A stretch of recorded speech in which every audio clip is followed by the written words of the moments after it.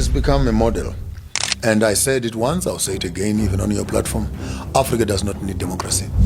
What do we need? It's a smokescreen of lies which allows imperialism and neocolonialism to continue. Africa needs dictators. Africa needs military dictators. Military, not just any other dictator. Military for security. Dictators in that they must dictate the right thing. We need people that are purposeful, cutting down the bureaucracy of democracy and getting things done. If you walk up into your parliament right now, you'll have papers the size of this room of good ideas that have never been implemented, roads that have never been finished, buildings and hospitals that have not been repaired, but budget approved and voted. It's in the pipeline. And in the midst of that pipeline, procurement, corruption, and preferential procurement, looting and stealing is happening. How does a minister walks into a government with 50,000 shillings become a millionaire in 2 years? With a salary that even can't afford 3 pairs of shoes? Where does he get the money from? Any government minister who becomes a millionaire after being to a government office is a thief. That's very true. There's no millionaire who becomes a millionaire through government salaries. I make that statement loud and clear. So this whole concept of democracy, it's a facade, the entertainment for the poor, to think that by voting a president into power, they've actually put a man in control. We need people like Traore, who wakes up in the morning and says, I need 3,000 trucks of road equipment on the road by tomorrow. And 3 kilometers from Ghana into Burkina Faso, they are there by tomorrow. I need a hospital there. I need an aeroplane manufacturing industry there. And you need to give a president power, the one who can decide, not the one who can steal, the one who can decide and make a change. We look at our countries. Look at Kenya, almost 50 years of independence. 60. Look 63 actually. Look at Ghana, 63. Look at Zimbabwe, 40 something. And the roads that the colonialists built, we're even battling to repair them with potholes and etc. And you wonder, for the past 45 years, what are we doing? Here's the Minister of Roads, here's the Minister of Public Works, but they simply can't get things done. So what do you need? You need a leader. Boko has picked up the signal, walks up one morning and says, no more diamonds are living here. We are going to beneficiate themselves. You look at Mali, come on, no more. Uranium is going out. We're going to beneficiate here. We need Ghana, we need Kenya to say, no more coffee lives here.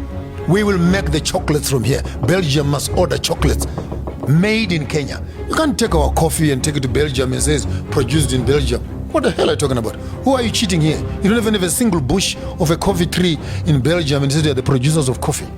Who is lying to who? Britain cannot be the sole mother of determining the price of gold. You don't even have a quarry mine to bring me 2 or 3 dust of gold in your country. Where are you getting it from? Allowed. Stealing. Thuggery. That's why I called Britain Pambe for me the home of the Tomb Raiders when I discovered it in August. And by the way, next month I'm going to be meeting up with Traore, with Mama Chombori and Lumumba and 1,000 Americans who have been given citizenship into Burkina Faso. Repatriation of the African children will happen in my lifetime. I will be there when we're talking about the one Africa. You countries who are progressive, Kenya in particular, Nigeria and South Africa, big-headed because your economies are doing very well. May God bless you. The rest of Africa will start marching behind young men such as Ibrahim Traore. 3 countries are in: Mali, Niger, Burkina Faso. Zimbabwe, Botswana, Namibia and Zambia are opening their borders to each other. You, Kenya, Tanzania and Uganda, I wish you can make this thing much more active. And if this 3 in the north, 4 in the south, 3 in the center, 4 plus 3 plus, we already have 13 countries that are already thinking in one space. This is where my head gets spinning. Why can't these presidents who are thinking in the same space call a conference together? Create a passport for us. Let's start moving with those that are moving. Those that are busy dragging their feet behind with French, with the Portuguese and around this agenda. We want a one Africa. 63 years later, still talking about a united Africa. The passports have been designed. They're there. The national anthem is there. The money has been designed. It's there. We lack the political power to implement these decisions. This is the bureaucracy that I'm talking about, which is a hamstring. And I hope the Gen Zs are listening to me. Don't just talk about African, Kenyan politics. You need to move your agenda beyond the borders of Kenya. Unfortunately, I was listening to you the other day. It feels bad that you are also now getting caught up in the South African mischief. The Luos and the Kikuyus, now even the Gen Zs are divided between the Luos. Back to this tribal nonsense. We are working The towards same getting mess away. that Raila and Kenyatta were fighting for years before you were even born. It has now resurfaced, even amongst the young people. I thought you were Gen Zs, you were progressive. You studied together, same universities, sharing notes. But all of a sudden, when old gods with their old theories of tribal divisions come amongst you, the Luos are now on one side, the Masai's on the other side, the Kikuyus on the other side, the same devil that destroyed you is resurrected amongst yourselves. Wake up, Kenya! We are getting away. Wake up, Kenya! I'm not amongst you, but I'm with you. Thank you very much. So do you think Regroup. they're You had a very good thing happening there. Yeah, regrouping for sure. I think Traore is becoming a threat to African leaders. He's not a threat. Most African He leaders. has become a model. And let me say this. Let me just sit up straight. Yes, please.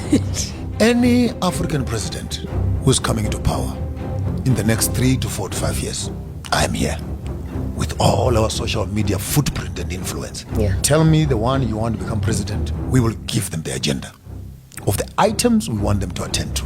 We will not be recycling these old bags and old sacks of political thugs who go to parliament to sleep and fart in parliament. No. We need a new breed of thinkers who are only not looking for food and cannot see beyond their nose. We have an agenda to achieve the Africa that we need for all of us. Therefore, we need to start looking at Traore as a model through which any African leader who is coming into power. Hey there, thanks for tuning in. Want more awesome content? Follow us on all our socials at STK206.